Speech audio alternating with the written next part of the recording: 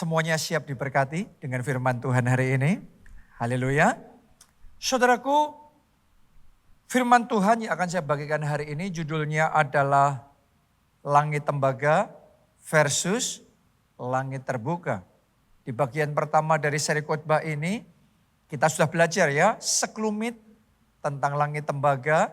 Tetapi mari kita lihat hari ini lebih dalam dan menyeluruh. Sungguh-sungguh kita bisa mengalami kuasa Allah dalam hidup kita. Kita baca Ulangan 28 ayatnya yang ke-23. Buat saudara yang tidak familiar dengan istilah langit tembaga dan mungkin berpikir apa artinya ya. Mari saya bacakan buat saudara, ini kata firman Tuhan. Juga langit yang di atas kepalamu akan menjadi tembaga dan tanah yang di bawah pun menjadi besi.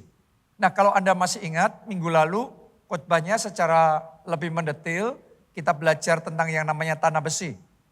Hari ini kita akan belajar fokusnya tentang langit tembaga. Apa yang terjadi ketika seseorang hidup di bawah langit tembaga? Kita buka di dalam Hagai 1 ayat 10 sampai ayat yang ke-11. Itulah sebabnya langit menahan embunnya. Kenapa kok ditulis menahan? Karena ketutup. Itu yang disebut langit tembaga. Harusnya kalau nggak ada tembaga itu, embun itu datang. Bisa menyegarkan, bisa membasahi. Harusnya kalau langitnya nggak tertutup, ada hujan yang turun. Tapi karena ketutup, ditulis di sini, langit menahan embunnya. Coba Anda lihat itu. Dan bumi menahan hasilnya, ayat yang ke-11. Dan aku memanggil kekeringan datang ke atas negeri. Karena nggak ada embun. Karena nggak ada hujan. Yang terjadi kering kerontang. Banyak orang dalam keadaan kering kerontang. Secara spiritual, secara kehidupan rohaninya, secara imannya, sukacitanya, secara pekerjaannya, keuangannya. Kering kerontang. Lihat ini. Kekeringan datang ke atas negeri, ke atas gunung-gunung, ke atas gandum, ke atas anggur, ke atas minyak, ke atas segala yang dihasilkan tanah, ke atas manusia dan hewan, dan ke atas segala hasil usaha. Berapa banyak orang yang hidupnya semuanya kayaknya kering semuanya. Dalam pekerjaannya kering kerontang, di dalam secara emosionalnya kering kerontang. Ngerjain apa-apa ini gagal, itu gagal. Semuanya kayaknya kering semuanya ditulis di dalam itu. Tanpa sadar kita hidup di bawah dimensi langit tembaga. Nah, beda sekali. Orang yang sama ketika masih hidup di bawah dimensi langit tembaga dibandingkan orang yang sama, bahkan mungkin pekerjaannya sama, tetapi Tuhan sudah membukakan tingkap langit dalam hidupnya. Itu hasilnya akan beda, sukacitanya akan beda, progresnya akan beda, kemenangannya akan berbeda. Karena itu saya berdoa melalui firman Tuhan ini. Tuhan akan bawa setiap jemaat keluarga Allah di tempat ini untuk berpindah dari langit tembaga pada langit terbuka. Sehingga mulai hari ini tidak ada lagi yang menahan berkat. Semua mulai hari ini sungguh-sungguh anugerahnya dicurahkan dalam hidup saudara. Nah, tapi kita harus ngerti dulu bedanya ya antara langit tembaga dan langit terbuka. Yang pertama, dalam hubungan pribadi sama Tuhan.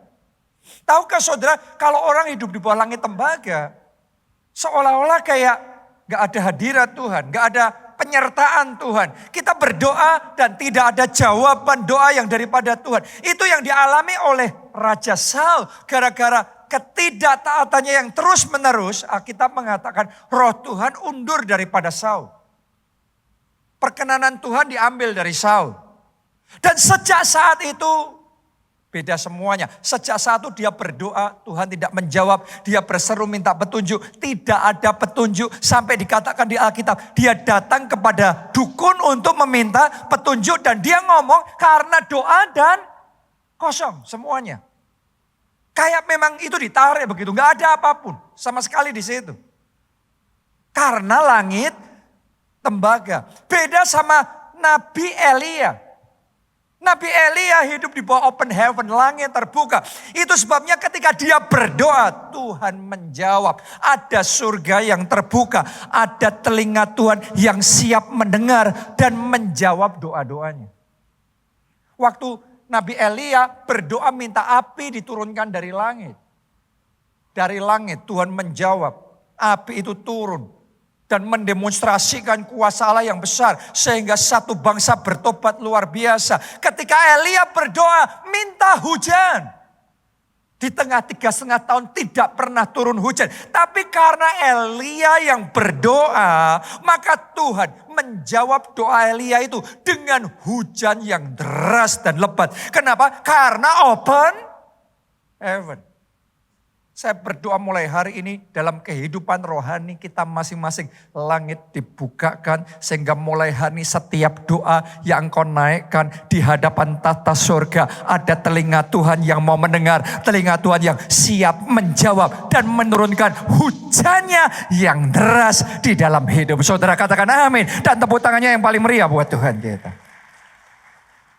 Amin.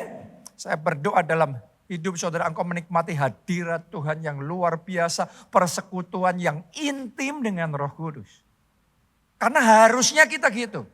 Kita walk with God, kita berjalan bersama dengan Tuhan. Tapi tidak bisa seperti itu kalau orang hidup di bawah langit tembaga. Beda ya. Itu yang pertama. Yang kedua perbedaannya di dalam usahanya, di dalam pekerjaannya, di dalam bisnisnya, di dalam keberhasilannya. Ketika seseorang hidup di bawah langit tembaga, itu seperti kayak bangsa Israel yang dicatat di Hagai 1 ayat yang ke-6. Mereka naburnya banyak, tapi nuanya sedikit. Usahanya banyak, pontang-panting sana sini. Semua dilakukan, begitu capek, kelelahan, luar biasa. Tapi nothing. Sia-sia. Gak peduli yang kita lakukan. Not getting anywhere.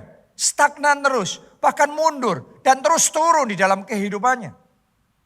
Hari ini saya berdoa babak baru dimulai di dalam kehidupan saudara. Mulai hari ini langit dibukakan di atas hidup saudara. Itu yang dialami oleh Yusuf. Yusuf di Mesir. Memang dia ngalami masalah. Siapa orang yang tidak. Anda mau hidup di bawah langit terbuka pun bukan berarti gak ada masalah loh. Semua orang selama kita masih hidup di dunia ini, siapapun kita, masalah selalu ada. Tetapi di dalam masalah kita tidak ditinggalkan. Tetap ada penyertaan Tuhan, tetap ada pemeliharaan Tuhan yang sempurna. Tetap ada berkat Tuhan yang mencukupkan dan bahkan melimpahkan segala sesuatunya. Dan itu yang dialami oleh Yusuf.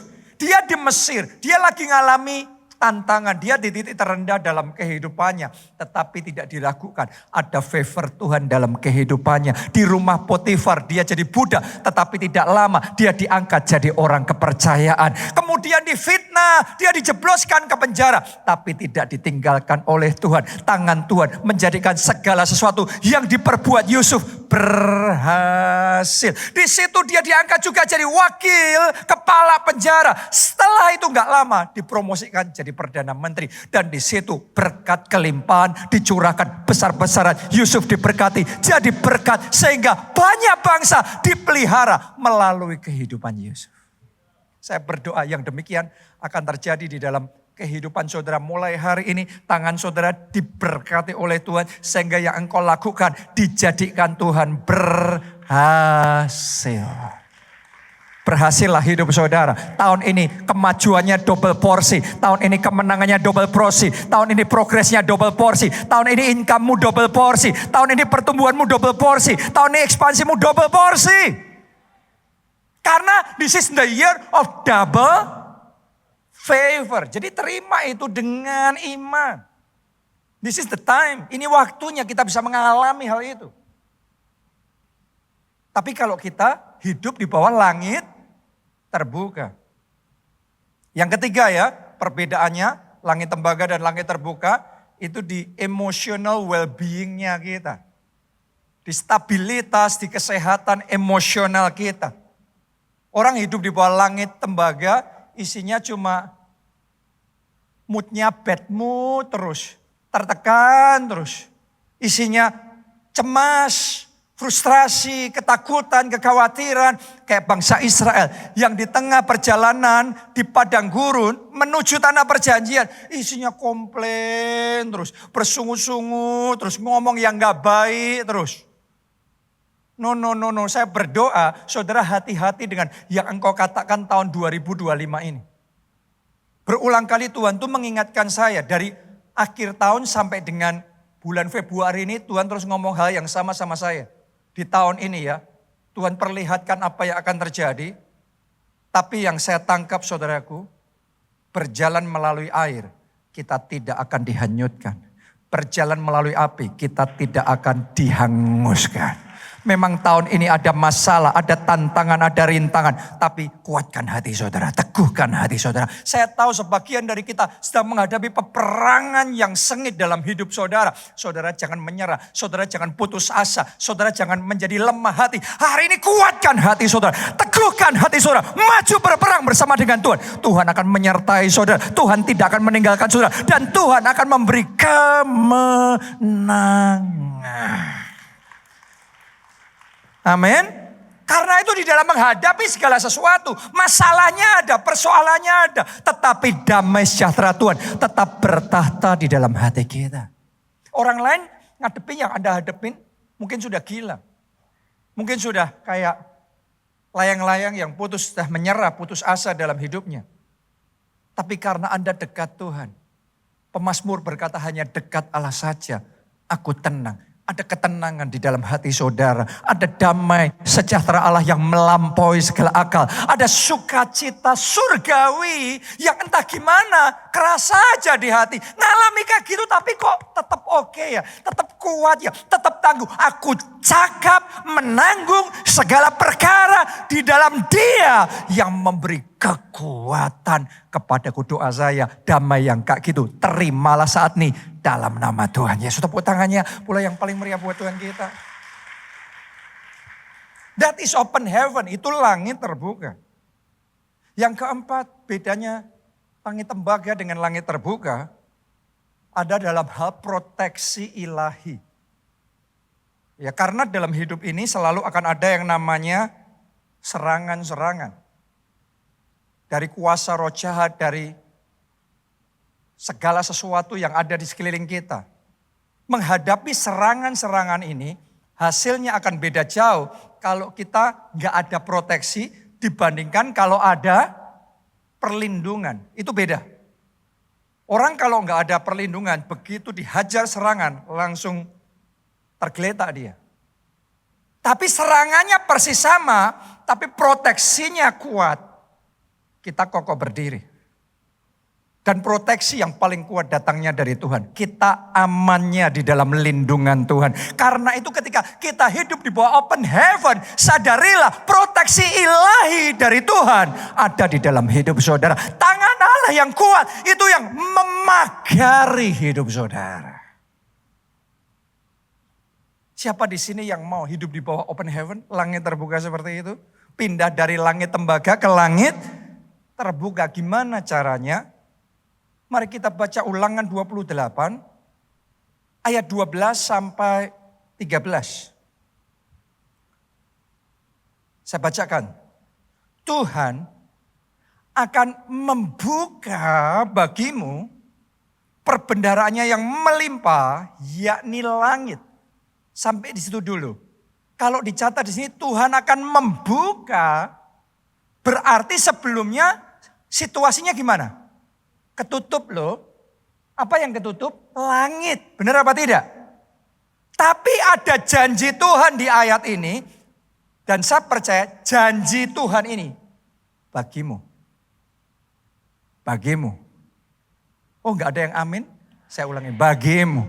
Bagimu Tuhan akan membuka bagimu perbendaharaannya yang melimpah. Yakni langit. Anda kalau baca Alkitab ini, baca firman Tuhan jangan cepat-cepat dan jangan menganggap itu kata-kata puitis. This is real.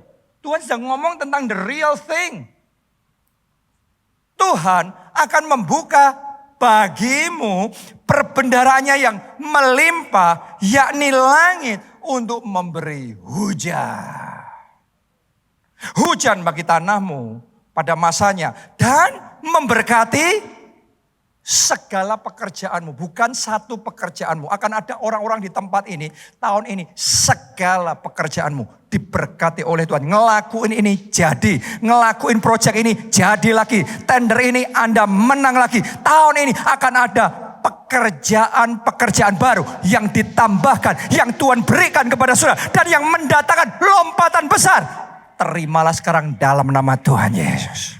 Tuhan akan memberkati segala pekerjaanmu sehingga engkau memberi pinjaman kepada banyak bangsa, tetapi engkau sendiri tidak meminta pinjaman. Tuhan akan mengangkat engkau menjadi kepala dan bukan menjadi ekor. Engkau akan tetap naik dan tidak turun, bukan turun apabila engkau mendengarkan perintah Tuhan Allahmu yang kusampaikan kepadamu pada hari ini, kau lakukan dengan setia. Aku terima sekarang janji Tuhan ini terjadi. Amin. Coba Anda renungkan ayat ini. Ada beberapa kata kunci di sana. Tuhan membuka, itu kata kunci membuka. Perbendaharaan, langit, hujan, melimpah, memberkati. Anda coba renungkan, Anda diingatkan gak sama satu ayat Alkitab yang lain yang sangat mirip dengan ayat ini? Coba saudara renungkan, muncul gak? Mari kita baca Maleakhi 3 ayat 10 sampai ayat yang ke-12. Ditulis seperti ini, bawalah seluruh persembahan persepuluhan itu ke dalam rumah apa? Perbendaharaan, supaya ada persediaan makanan di rumahku, dan ujilah aku firman Tuhan semesta alam. Apakah aku tidak apa? Membukakan bagimu tingkap-tingkap langit. Ini bicaranya sama nih ayat ini. Sama-sama bicara membuka tingkap langit. Dan mencurahkan apa?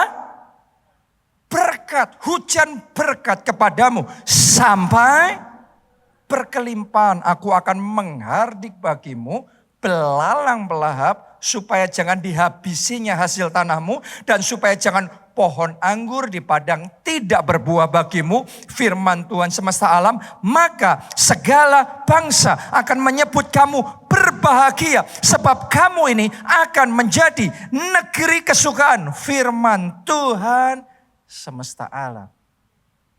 Jadi ternyata dua ayat ini sama-sama bicara tentang membuka tingkap langit. Perbendaharaannya yang melimpah, menurunkan hujan, memberkati segala pekerjaanmu sampai melimpah. Dua-duanya sama, tetapi di Maleakhi itu memberitahu kita kuncinya gimana caranya membuka tingkap langit. Apa yang dikatakan di Maleakhi tadi?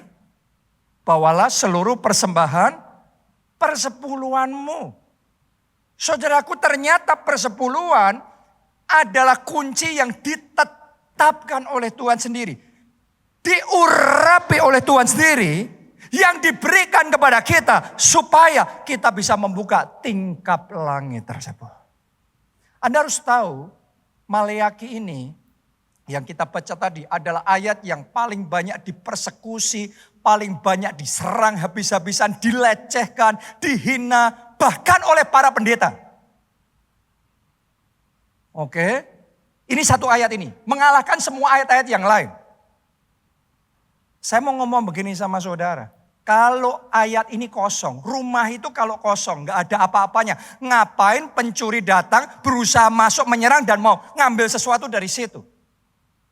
Saudara harus tahu, semakin banyak ada serangan di situ, Anda ngerti. Ada hidden gems di situ. Ada harta yang berharga. Ada janji Tuhan yang besar. Yang terkandung di dalamnya. Yang iblis tidak mau kita terima. Tapi saya berdoa hari ini. Setiap orang di tempat ini. Anda bisa menangkap rahasia kebenaran firman Tuhan. Anda bisa menangkap kunci kerajaan surga. Sehingga mulai hari ini Tuhan membuka bagimu tingkap langit, open heaven, dan mencurahkan hujan berkat sampai berkelimpahan. Tepuk tangannya pula yang paling meriah buat Tuhan kita. Artinya persepuluhan itu bukan beban, persepuluhan itu berkat. Persepuluhan itu bukan Tuhan yang butuh kita ngasih, kita yang butuh Tuhan.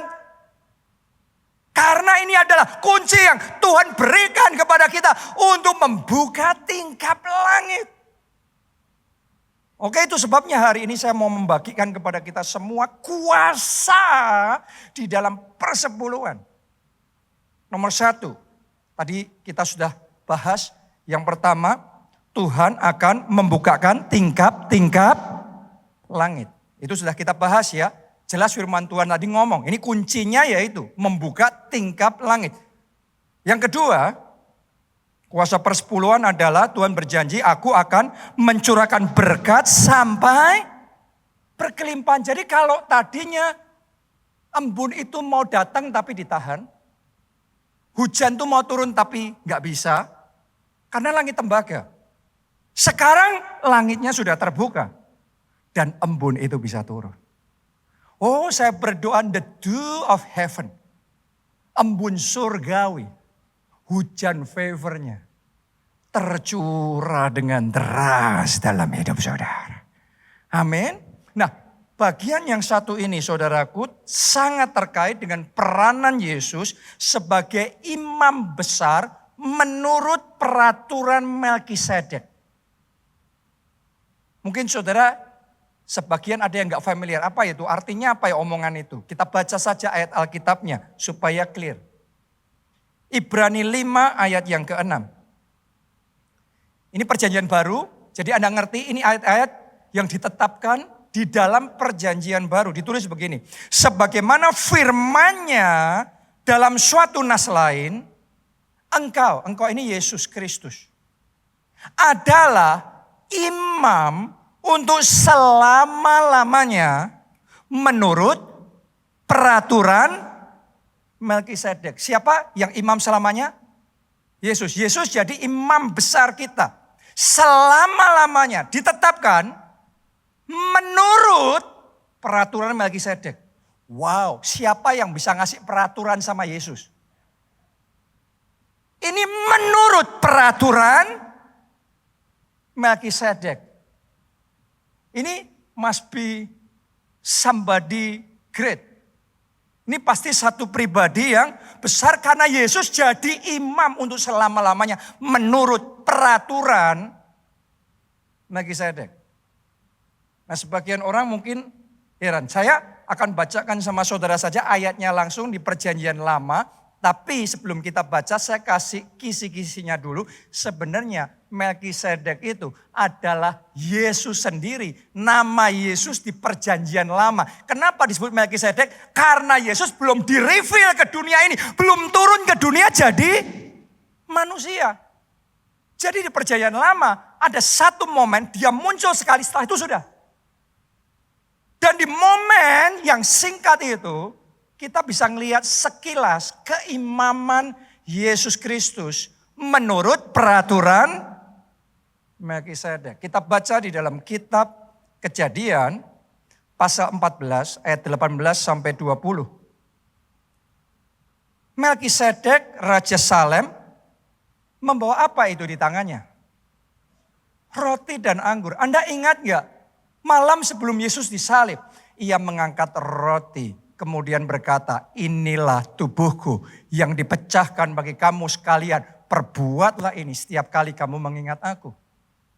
Kemudian ia mengangkat cawan yang berisi anggur. Dan berkata, inilah darahku, darah perjanjian baru. Perbuatlah ini setiap kali kamu mengingat aku. Kenapa? Karena itulah Yesus yang akan menyerahkan dirinya.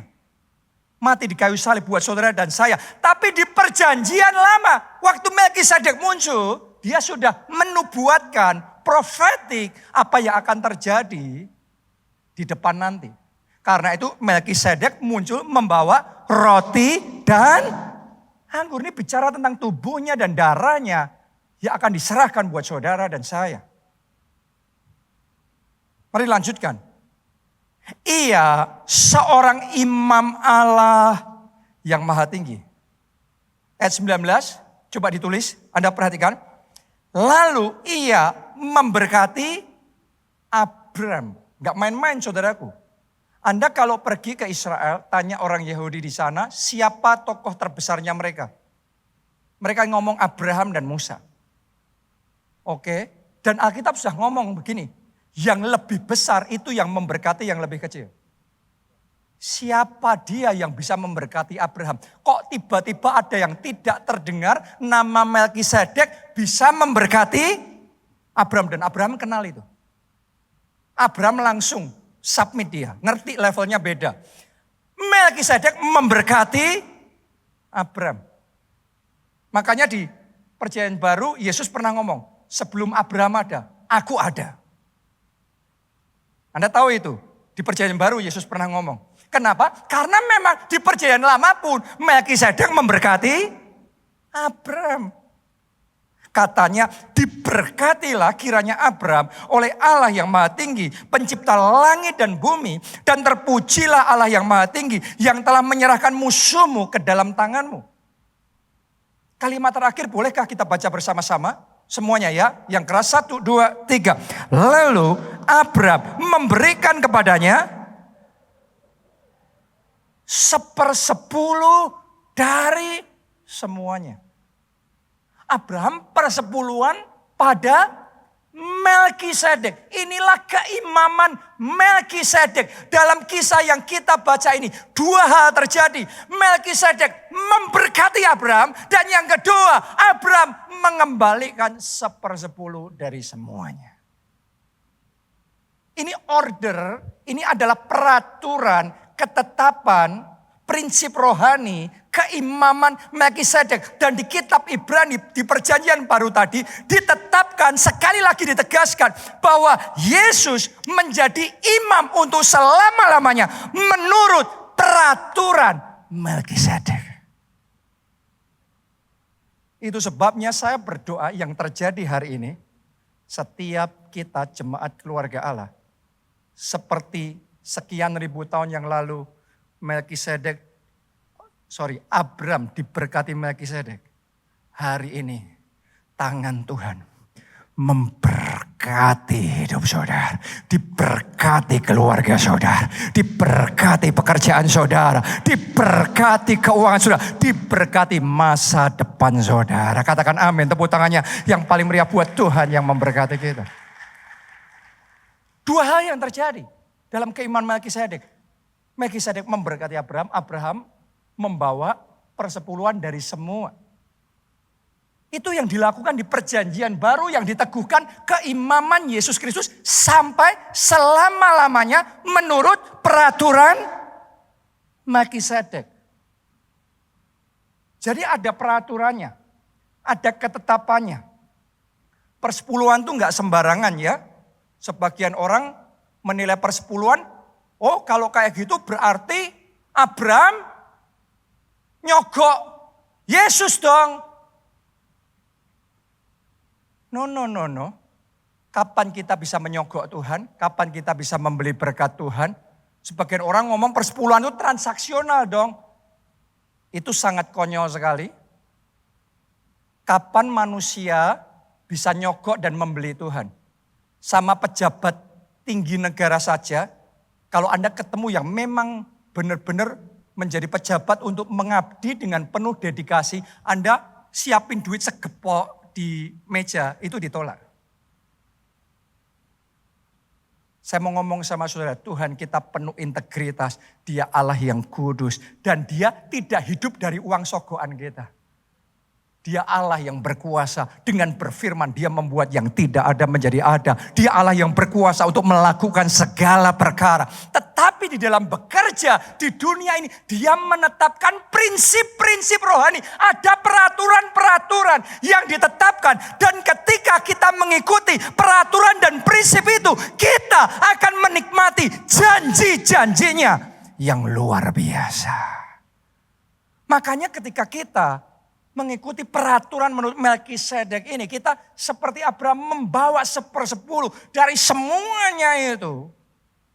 Anda jangan heran kalau tangannya akan terulur dan memberkati hidup saudara. Itu peraturannya Tuhan. Jadi persepuluhan itu bukan sekedar urusan uang.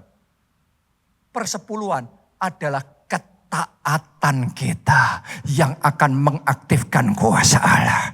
Persepuluhan itu bukan semata-mata memberi.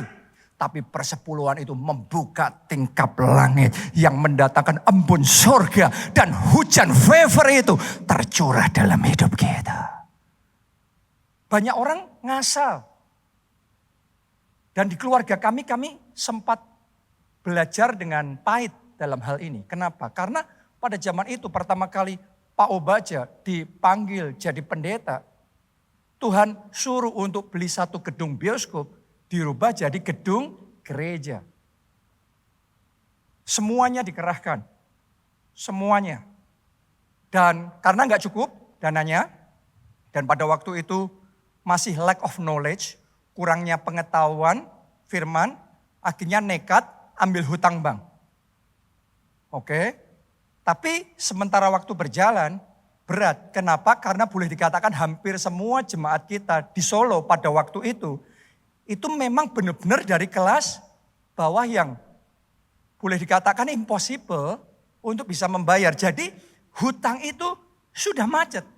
Bukan hanya nggak bisa bayar pokok, bunganya nggak bisa, sudah nggak ada harapan dan terancam akan disita oleh bank. Padahal pada waktu itu Pak Obaja satu-satunya di keluarga besar yang adalah Kristen. Satu-satunya yang ikut Yesus dan jadi pendeta lagi. Bayangin kalau cuma satu-satunya, tapi dia satu-satunya yang secara finansial kolaps.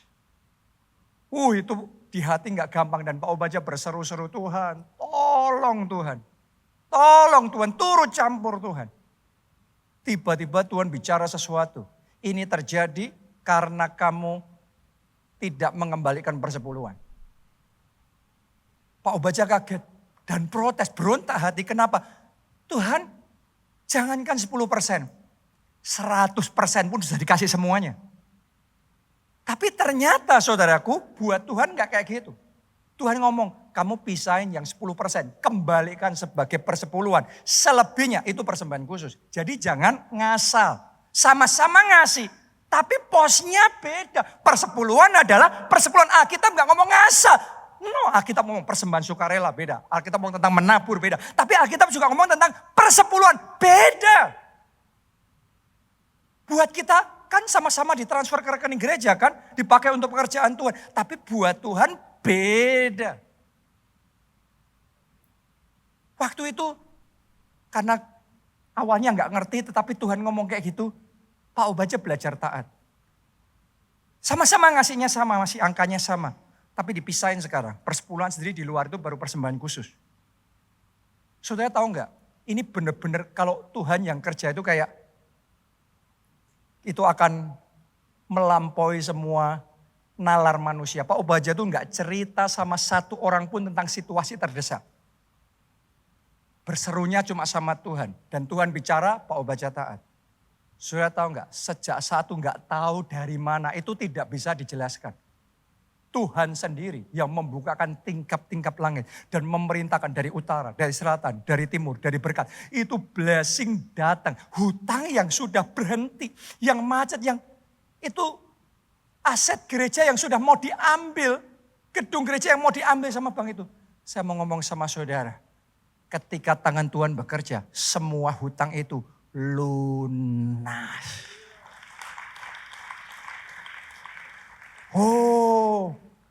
Tingkap langit terbuka dan berkat dicurahkan sampai berkelimpah. Simple act of obedience. Tindakan ketaatan yang sederhana. Hari ini saya berdoa kita semua belajar ya untuk memahami persepuluhan itu bukan sekedar asal mengembalikan persepuluhan. Itu adalah kita ngomong sama Tuhan, Tuhan aku percaya dengan firman-Mu, aku percaya dengan janji-Mu, karena aku percaya pribadi-Mu. Dalam hidup saya ini, saya yakin saudaraku, open heaven, langit terbuka itu jelas sekali. Baru saja terjadi, berapa minggu ini, saya diberi penugasan yang baru, saya diberi tanggung jawab yang baru untuk menghandle sekolah kita yang ada di Solo. Itu kita ada sekolah playgroup, TK, SD, SMP, SMA. Nah cuma ketika itu ditugaskan ke saya, buat saya rada gak mudah, berat sekali. Kenapa? Karena situasinya terjepit. Di satu sisi ketika saya berpikir ini perlu diperpanjang dulu sewanya. Karena sewanya sudah mau habis. Tapi yang jadi masalah, uang sewanya dinaikkan 300%. Itu sudah boleh dikatakan kita skakmat, gak ada jalan sekolah untuk membayar tingkat kenaikan 300%, gak main-main. Oke. Di sisi yang lain, perencanaannya, ini opsi yang kedua, kita akan cepat-cepat membangun sekolah, gedung yang baru di KA City, di tanah yang Tuhan sudah sediakan itu. Tapi kita hitung, kita perkirakan biayanya 40 miliar dan harus selesai 2 tahun. Dan ini enggak mudah karena 40 miliar 2 tahun itu cuma sekolah. Belum urusan semua begitu banyak yang lain. Ini cuma satu aja. Jadi buat kita, aduh ini gimana ini. Kadang-kadang dalam hidup kita juga ngalami ini dan itu kondisi yang gak mudah. Tapi saya ngomong sama saudara, kondisi boleh susah. Tapi pastikan langit di atasmu tetap terbuka. Selama open heaven, surga selalu punya jalan buat kita. Semua pintu boleh tertutup. Tetapi Tuhan akan membuka pintu-pintu yang tertutup. Bahkan tidak ada pintu pun. Tuhan membuat pintu yang baru. Jalan yang baru buat saudara dan saya. Tiba-tiba Tuhan tuh ngasih hikmat sama saya. Tuhan ngomong integrasikan sekolah sama gereja. Tuhan kasih pengertian. Loh, sekolah sama gereja kan banyak kesamaannya. Sekolah punya area parkir enggak? Ada. Dipakainya kapan? Ya pas waktu sekolah, weekdays. Gereja, Anda ke Haleluya Center ini ada enggak tempat parkirnya? Ada. Kebanyakan dipakai cuma Sabtu Minggu. Sekolah punya ruangan-ruangan enggak? Ada untuk kelas-kelas. Gereja punya enggak? Ada untuk Kids Impact, untuk meeting departemen, kelompok sel, dan macam-macam. Begitu banyak. Sekolah punya hall untuk pertemuan orang tua murid enggak? Ada. Gereja ready semua hallnya. Tiba-tiba saya kayak terbuka. Begitu terbuka saya nangkep yang Tuhan mau. Dan dari situ yang tadinya sudah terdesak. Tiba-tiba malah wow ini hebat sekali nih. Bukan hanya sekolah kita akan membangun di KA City, itu ya. Tetapi langkah pertamanya, sekolah kita akan diintegrasikan sama gereja kita di pusat kota Solo dulu. Yang sudah ready semua, tanahnya sekitar 1,2 hektar. Bangunannya saya lupa berapa besar, ya sekian 6 lantai saudaraku. Ya, dan itu sudah ready, tinggal pakai. Jadi tiba-tiba sekolah kita itu punya tanah dan bangunan yang terbesar, yang terluas di pusat kota Solo. Dan setelah itu ready untuk ekspansi berikutnya di KA City. Dari yang terjepit sekarang kayak tersedia semuanya. Untuk pakai di gereja sendiri nggak perlu 40 miliar, langsung hajar.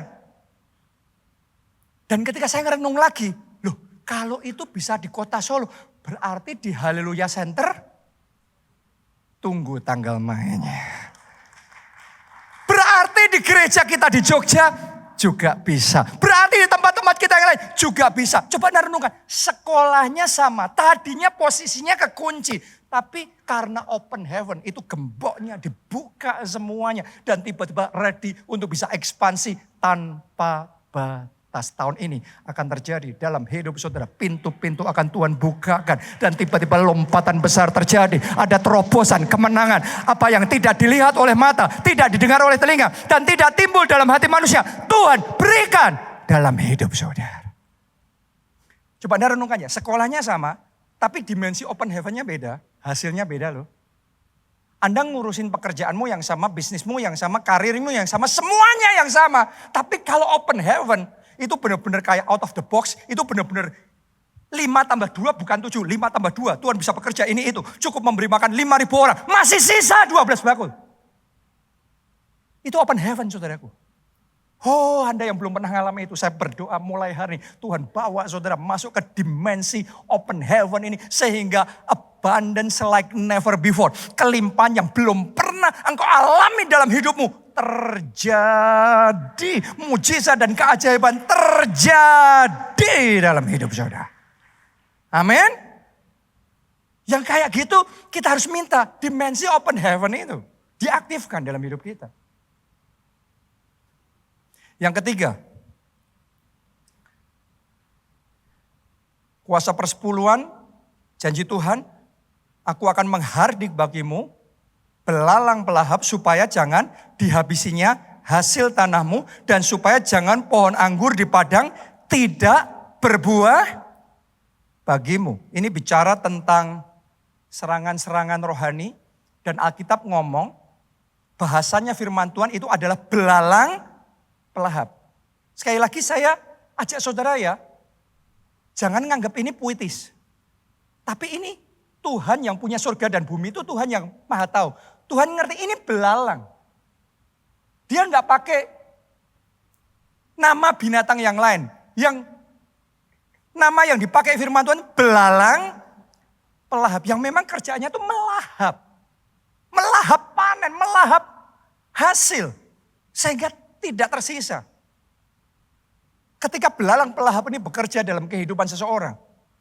Jangan heran tiba-tiba Anda akan melihat. Salary-nya, penghasilannya dilahap habis. Setelah itu savingnya, uang cadangannya, depositonya ikut kelahap juga. Ayo berapa banyak yang sempat ngalami. Asetnya, rumahnya kelahap juga. Dimakan habis. Dan semuanya sampai tanpa tersisa dilahap. Tapi firman Tuhan ngomong begini, bawalah persembahan persepuluhanmu. Janji Tuhan ngomong gini, aku akan menghardik bagimu belalang pelahap. Saya berdoa saat ini juga di dalam nama Tuhan Yesus, setiap belalang pelahap yang berusaha memakan habis berkat-berkat Tuhan dalam hidup saudara, saat ini juga dihardik, saat ini juga diusir, saat ini juga pagar perlindungan Tuhan diaktifkan. Saudara dan saya aman. Aset-aset saudara aman. Keluarga saudara aman. Keuangan saudara aman. Masa depan saudara aman. Tepuk tangannya yang paling meriah buat yang keempat. Amin. Yang terakhir ya, yang keempat. Yang keempat, janji Tuhan, maka segala bangsa akan menyebut kamu berbahagia sebab kamu ini akan menjadi negeri kesukaan. Jadi ketika Tuhan mencurahkan berkat-Nya, Tuhan membukakan tingkap langit sampai orang itu kelimpahan. Ternyata yang Tuhan mau ini nanti, endingnya. Orang akan melihat saudara bahagia. Saya berdoa keluargamu melihat engkau bahagia. Dan jadi negeri kesukaan. Ketika Anda diberkati oleh Tuhan, maka orang-orang di sekeliling saudara akan bertanya apa rahasianya. Dan ketika itu tiba, saya berdoa, lidah saudara diurapi oleh Tuhan. Sehingga perkataan saudara bukan memegahkan dirimu sendiri, tetapi perkataan saudara membesarkan Tuhan, menyaksikan bahwa aku bisa karena Tuhan. Semua yang aku lakukan, semuanya datang daripada Tuhan. Jadi yang namanya persepuluhan mendatangkan berkat sampai berkelimpahan itu bukan sekedar tentang berkat pribadi. Bukan supaya kita kelihatan, wah pokok punya semuanya, wah gaya. No, bukan kayak gitu. Tapi dalam persepuluhan ada misi yang daripada Tuhan. Sehingga kita punya hidup yang bisa jadi saksi Kristus. Sehingga melalui hidup kita banyak orang diselamatkan. Keluarga kami ngalami. Pertama kali Pak Obaja dipanggil oleh Tuhan jadi dari pengusaha menjadi hamba Tuhan sepenuh waktu. Keluarga besarnya pada ngomong, kamu jadi pendeta, mau makan apa? Sekian tahun kemudian giliran saya menyerahkan hidup jadi pendeta sepenuh waktu. Keluarga saya juga ngomong, Jonathan, kamu mau jadi pendeta? Mau makan apa? Berapa tahun kemudian istri saya, Pastor Nita, mau jadi pendeta sepenuh waktu juga. Saya masih ingat saudaraku, saya beberapa kali ikut pertemuan keluarganya mereka. Itu sengaja ngomong di depan saya. Tahu kalau suaminya Pastor Nita itu pendeta. Sengaja dikerasin ngomongnya. Jadi pendeta mau makan apa? Emangnya mau makan kursi gereja? Itu di pertemuan keluarga. Dan itu berapa kali diomongin kayak gitu. Kita dihina dan direndahkan begitu rupa. Tapi saya mau ngomong sama saudara. Walk with Jesus. Tetap jalan sama Yesus. Ketika kita jalan sama Yesus, janji firman Tuhan itu tergenapi. Aku akan membuka bagimu. Tuhan membukakan tingkap-tingkap langit. Tuhan curahkan berkatnya sampai berkelimpahan. Dan karena itu hidup kita mulai jadi kesaksian. Kita jadi berkat. Dan satu demi satu. Saya saksi sama saudara sekarang. Di keluarga kami. Satu demi satu. Tadinya Pak Obajat the only one. Satu-satunya yang percaya Yesus. Sekarang ini satu demi satu. Semakin banyak. Dan sangat banyak yang sudah bertobat. Terima Yesus sebagai Tuhan dan Juru Selamat. Nama Tuhan dipermuliakan. Jadi persepuluhan itu bukan sekedar cuma urusan uang. No. Persepuluhan itu adalah dealing pribadi kita, covenant kita sama Tuhan. Persepuluhan itu adalah iman kita, bagaimana kita percaya sama firman Tuhan. Ya dan amin. Kita mengikuti keimaman Yesus Kristus menurut peraturan Melkisedek. Dan ketika kita percaya, kemuliaannya dinyatakan.